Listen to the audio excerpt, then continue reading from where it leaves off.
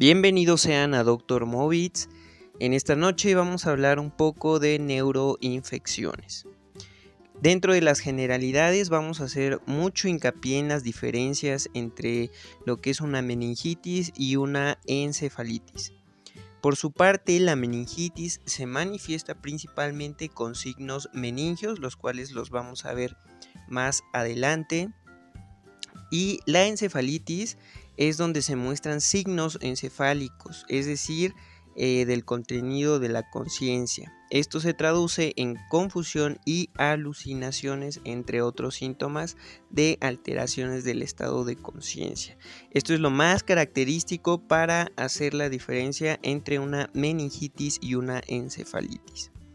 Como datos generales, la meningitis, sus agentes etiológicos van a ser principalmente bacterias en un 98% y son las más frecuentes. En cambio, la encefalitis principalmente va a ser de origen viral en un 99%. Muy importante, 99% de estas van a ser agudas. Es importante recordar que en las agudas únicamente vamos a tener bacterias y virus. 1% son crónicas y esto se traduce en un origen fímico o micótico. Su mortalidad es del 3 al 33%. Dentro de los factores de riesgo tenemos la edad, nivel socioeconómico, inmunocompetencia, enfermedad sistémica y el más importante de todos, antecedente de fractura craneal o de cualquier procedimiento neuroquirúrgico. La etiología la vamos a dividir principalmente en las meningitis, como lo vimos, su origen va a ser bacteriano.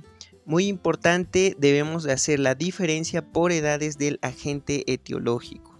En menores de 3 meses, principalmente es por Streptococcus agalactiae. Recordemos que este agente causal también se encuentra en neumonías y en sepsis neonatal. Entre 3 meses y 5 años tenemos Neisseria meningitidis y Streptococcus pneumoniae. 5-20 años, Neisseria meningitidis, Streptococcus pneumoniae igualmente, y entre los 20 y 55 años, Streptococcus pneumoniae y Neisseria meningitidis. Mayores de 55 años, Streptococcus pneumoniae, enterobacterias y muy importante, yo sugiero que estudien y lean mucho Listeria monocytogenes, porque es de gran importancia, sobre todo en pacientes embarazadas. En cuanto a los virus, de igual forma, recordemos que principalmente las encefalopatías van a ser encefalitis causadas por virus. En caso de que sea una encefalopatía epidémica, es principalmente por enterovirus, que nos va a dar un cuadro de gastroenteritis. En caso de que sea una encefalopatía esporádica, principalmente es por herpes simple de tipo 1, es el agente causal principal de estas. Otros agentes son la fímica, que tenemos la tuberculosis, y fúngicas o por hongos, donde encontramos Cryptococcus. En varias presentaciones ya he añadido la clasificación de Landsfield, Rebecca Landsfield, les dejo la foto en la parte superior derecha. Ella fue una microbióloga que clasificó los estreptococos de acuerdo a su hemólisis. Los dividió en alfa, beta y gamma. Alfa para aquellos que tienen hemólisis parcial, beta para aquellos que tienen hemólisis completa y gamma para aquellos que no tienen hemólisis. Los alfa tenemos Streptococcus pneumoniae, principalmente lo encontramos aquí en las meningitis, y también Streptococcus viridans. En cuanto a los beta, los vamos a clasificar en grupo A, grupo B. El grupo A encontramos al Piógenes, y recordemos que es el principal agente causal de infecciones respiratorias, faringoamigdalitis principalmente, fiebre reumática también, y el Agalactiae, que es el grupo B, y lo encontramos también, ya lo mencioné anteriormente, sepsis neonatal y meningitis o neumonías, también sobre todo en pacientes neonatos, menos de 3 meses. Y los gamma hemolíticos son principalmente enterococos. En cuanto a la clínica, muy importante, vamos a hacer la diferencia entre una y otra. La meningitis va a cursar con fiebre, cefalea, signos meningios y signos de focalidad. La encefalopatía sí va a tener datos de meningismo, pero lo principal son los síntomas focales y el deterioro cognitivo, que es el que nos va a hacer la diferencia entre una meningitis y una encefalopatía. En cuanto a la clínica, los signos meningios van a ser 3. La rigidez nucal va a ser el principal signo meningio y en esta va a haber una elevación de la cabeza y tronco en un mismo bloque. El signo de Kerning, recordemos Kerning como mnemotecnia ni de rodilla, es cuando elevamos la pierna extendida y el paciente flexiona la rodilla de forma refleja. Y finalmente el signo de Brunzinski a modo de mnemotecnia brain, cerebro o cabeza, Brunzinski, es cuando se eleva la cabeza y el paciente flexiona las rodillas de forma refleja. En cuanto a los datos diagnósticos en estudios de gabinete, principalmente vamos a tener el uso de electroencefalograma. La existencia de focalidad a nivel frontotemporal en el electroencefalograma es sugestivo, pero no diagnóstico, de encefalopatía herpética. La resonancia magnética también va a detectar cambios en el parénquima cerebral en caso de que sea una encefalitis, muy importante no confundir con meningitis. Lo que nos va a dar el diagnóstico de certeza pues es PCR, sobre todo para saber o investigar el agente etiológico, pero realmente en la práctica clínica lo que más nos ayuda son los valores del líquido cefalorraquídeo y obviamente es lo más preguntado en todos los exámenes. Los valores normales de glucorraquia es 1/3 o 1/2 de la sérica. Es decir, si a nivel sérico tenemos 90, 1/3 van a ser 30 y lo normal va a ser 45 en el caso de que la sérica sea 90, 30 a 45 sería lo normal. Proteínas de 30 a 40 y células deben de ser menores de 6 a 8. Aquí tenemos una gráfica que nos va a ayudar a diferenciar entre una y otra, muy atentos porque estos son los datos que siempre nos van a dar en los exámenes. En caso de que sea bacteriana va a haber una disminución de glucosa, sobre todo por el metabolismo de las bacterias que van a provocar una reducción de glucosa a nivel de líquido cefalorraquídeo. Proteínas van a estar un poco elevadas y las células, esto es lo más característico, van a estar muy aumentadas. En caso de que sea viral, lo más característico es que la glucosa sea normal. Proteínas y células levemente elevadas y en caso de que sea fímica, ojo con esto, en caso de que sea tuberculosa o de origen micótico van a ser crónicas. Y recordemos que solamente el 1% de ellas van a ser de este tipo, crónicas, es decir, entre fímicas o fúngicas. En el caso de que sea fímica, la glucosa va a estar disminuida, pero no tanto como en la bacteriana, y las proteínas, esto es lo más característico, van a estar muy aumentadas, de hecho pueden llegar hasta 500 o hasta 1000. Células, de igual forma, ligeramente elevadas. Para el tratamiento es de acuerdo al origen del agente causal. En caso de que sea bacteriana, lo más específico van a ser las cefalosporinas, principalmente de tercera generación, vancomicina o meropenem. El tratamiento debe de tener una duración de 12 días. En caso de que sea viral, solo si es herpes, se utiliza ciclovir por 1 mes vía oral. En caso de que sea fímico, la terapia es antituberculosa y este tratamiento es prolongado de 6 a 12 meses. En cuanto a las complicaciones agudas vamos a encontrar hidrocefalia o infartos por vasculitis. Las crónicas, principalmente, la principal causa, la principal complicación crónica es la hipoacusia o sordera, sobre todo en pacientes pediátricos.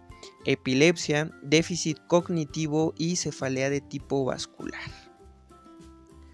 Listo, ahorita vamos a continuar con los casos clínicos.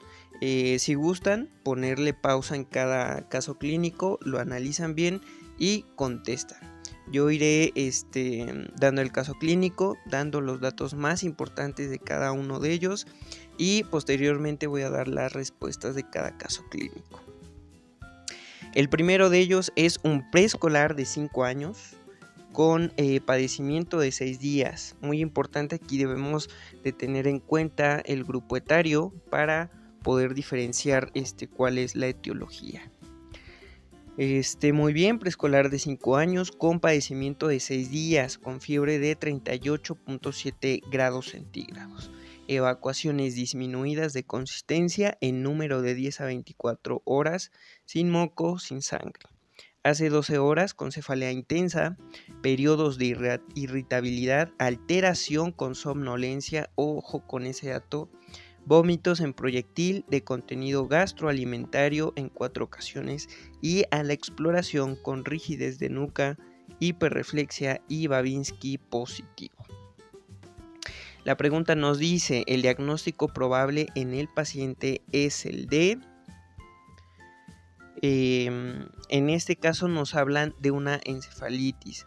Debemos de tener muy en cuenta los datos clínicos. Les menciono que los signos meningios también se encuentran en la encefalitis, pero lo que nos va a dar la característica es el estado de conciencia. Si está alterado, vamos a pensar en una encefalitis. El reporte del citoquímico del líquido cefalorraquídeo es agua de roca, 50 células, están ligeramente elevadas, glucosa está en 80, está normal, glucosa sérica de 110, polimorfonucleares de 15%, mononucleares del 85%, proteínas de 30 y aquí nos preguntan que el probable agente etiológico es... Pensamos en un virus y recordemos que aquí nos dan datos muy característicos de una gastroenteritis. Nos hablan del paciente con diarrea, sin moco, sin sangre y muy característico los vómitos. Entonces vamos a pensar en un enterovirus. Para confirmar el agente etiológico, pues obviamente si pensamos en enterovirus, la reacción en cadena de polimerasa para enterovirus.